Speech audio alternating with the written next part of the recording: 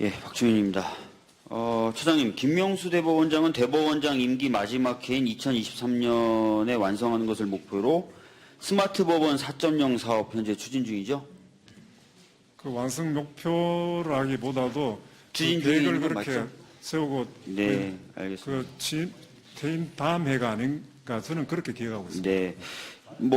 소요 예산으로 추정되는 금액이 3,054억이 있습니다. 네. 이 스마트 법정이 과연 뭘까 저도 궁금했는데 중앙일보 기사에는 이렇게 소개가 되어 있습니다. 스마트 법원이라고 하는 것은 당사자가 법정에 직접 오지 않아도 스마트폰 등을 통해서 어디서든 재판에 출석할 수 있도록 하는 사업이다. 이거 맞나요? 그런 것도 포함된 것이고 그것은 일부에 불과합니다. 네. 법정에 이제 직접 오지 않아도 되는 스마트 재판, 스마트 법정이라고 하는 것은 제가 봐도 공개 재판주의라든지 출석주의, 구술변론주의 같은 헌법이나 소송법제하고 상충되는 부분이 있어 보여요. 그래서 일각에서는 법 개정이 되지 않고서는 사실상 가능하지 않은 사업이다라는 평가도 있습니다. 맞죠? 네, 그렇습니다. 네. 법 개정이 있지 않고서는 가능하지도 않은 사업에 대해서 이렇게 많은 예산을 투자해서 해보겠다라는 목표를 세우는 것이기 때문에 제가 알기로도 전국 법관대표회의에서 설문조사를 해봤더니 대략 한 58% 정도가 부정적이다라고 답변을 했더라고요. 맞죠? 그게 3,054억 원 맞지만은 그 영상재판 구축하는 비용은 29억인가 그래밖에 안 되는데 0.1% 정도밖에 네, 안 됩니다. 그리고 그 영상재판이라는 것은 우리가 민사소송법에서 현재 그 영상 정언은 하도록 되어 있기 때문에 그 비용으로 할 수도 있겠습니다. 네.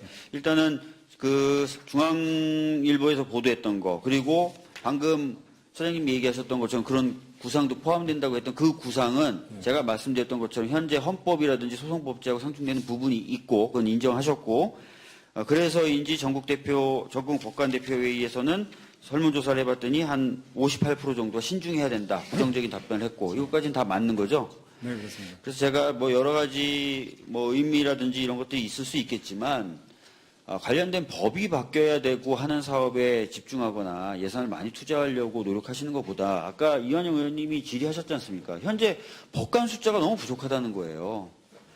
현재 국민들이 받고 싶어하는 재판은 스마트한 재판이 아니라요. 판사들이 정말 애정과 정성을 쏟는 그런 재판입니다. 그래서 판사 수 늘리는 것부터 같이 저희 의회와 같이 노력을 해서 예산도 확보하고 하는 작업들을 먼저 하시는 게 어떨까라는 말씀을 좀 드리도록 하겠습니다. 그리고 제가 좀 여쭤보고 싶은 게 있는데 오늘 그 질의에서 여러 차례 좀 반복이 되면서도 수치가 좀 달라서 확인을 좀 하고 싶어요. 어떤 분들은 사법농단 관련돼서 압수수색 영장 기각률이 90%다 이렇게 얘기하시는 분도 계시고 80%다 이렇게 얘기하시는 분도 계시고 저희 의원실에서 봤더니 압수수색 영장 관련돼서 전부 기각된 것이 27.3%고 일부 기각된 게 72.7%라서 제대로 발부된 압수수색 영장은 사실상 0건이다라고 분석을 했는데 처장님이 아시는 바에 따르면 어느 수치가 맞는 겁니까? 저도 정확하게는 모르겠습니다만은 압수수색 영장을 청구할 때는 수십 개, 수백 개 되는 항목이 있기 때문에 네. 하나 기각할 수도 있고 하나 발부될 수도 있고 여러 가지 유형이 있겠습니다. 저희들이 그런 걸 판단해서 일부 기각된 것을 해봤더니 한 72.7% 정도가 다 일부 기각이 돼서 전부 온전하게 발부된 영장은 0건이다라고 판단을 해봤습니다. 이런 부분도 좀 더 확인해서 나중에 저한테 좀 알려주셨으면 좋겠습니다. 저도 이제 사법농단에 관련된 질의를 좀 계속 이어나가고 싶은데요. 먼저 전교조 관련돼서 한번 여쭤보도록 하겠습니다. 아까 이완영 의원님도 여쭤보셨는데 최근까지 계속 얘기됐었던 것은 법원에서 법원행정처 판사가 전교조 관련된 소송에서 서면을 작성했고 그것이 청와대를 거쳐서 고용노동부를 통해서 다시 법원으로 제출됐다라고 보도가 됐었습니다. 그런데 이제 문화일보에서 보도한 것은 이완영 의원님 말씀대로 법원행정처가 작성한 게 아니라 청와대가 작성한 걸 법원행정처가 검토한 것이다. 이렇게 얘기가 되고 있습니다. 분명하게 하기 위해서 다시 한번 여쭤보겠습니다. 질의하겠습니다. 자, 법원행정처가 작성해서 제출됐다 그러면 굉장히 큰일이지만 청와대가 작성해서 법원행정처가 검토해주면 별로 큰일 아닙니까? 상대적인 문제는 있겠지만 그것도 잘못 말도 안 되는 것이죠. 지금 법원행정처가 청와대의 로펌 같은 역할을 수행할 수 있는 게 아니지 않습니까? 그죠? 말씀드린 바와 같습니다. 진행되고 있는 소송에 대해서 서면을 검토해준다. 말이 됩니까? 안 됩니까? 그렇게 해서는 안 된다고 생각합니다. 그렇죠. 그것도 좀 분명하게 좀 했으면 좋겠고요. 다음에 조선일보 관련돼서 좀 질의하도록 하겠습니다. 자, 조선일보 관련된 문건이 조사하는 과정에 여러 건이 나왔고, 실제로 조선일보가 비슷한 내용의 칼럼들을 실었다라는 것은 보도로 수차례 된 바가 있기 때문에 알고 계실 겁니다. 알고 계시죠? 예.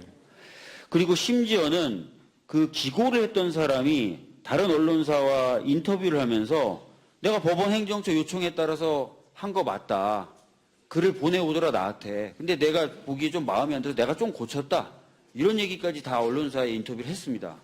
그렇다면은 법원 행정처가 조선일보와 얘기해서 칼럼이나 사설을 쉽게 했다. 이거는 당사자들도 저렇게 확인해 주고 있는 것이니까 맞는 걸로 봐야 되겠죠? 예, 그렇게 생각할 수 있겠습니다. 그렇게 생각하는 게 아니라 본인이 다 얘기를 했어요, 언론사에. 법원 행정처에서 글을 보내왔다. 그래서 내가 보니까 좀 마음에 안 들어서 난 조금 고쳤다. 근데 그게 실렸더라. 그렇게 얘기를 했다니까요? 그러면은 법원 행정처하고 조선일보가 얘기해서 원하는 내용의 칼럼과 사설을 실었다. 이렇게 볼 수 있는 거죠? 네, 그렇게 생각합니다. 그죠? 저 창구 역할을 했던 분이 법원 행정처에 누굽니까? 조사단장 하셨잖아요.